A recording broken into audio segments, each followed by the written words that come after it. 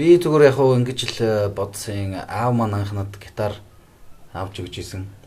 Манай аав найзуудтайгаа нийлээ суухаараа нэг дууг байнга дуулдаг, их гоё дуулдаг, гоё дарж дуулдаг байсан. Тэрийг оролддог юм уу гэж бодож байна. Энэмсгэл хамтлагийн инх өглөө гэж дуу байдаг, сайхан дуу байдаг.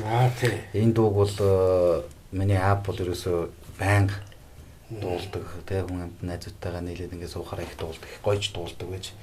Тэр дууг л эхнийхээ анх гитар заасан багш маань учраас тэр дууг л дагж дуулах гэж оролдъё. Дуу их муу, дуулахтаа их муу л да.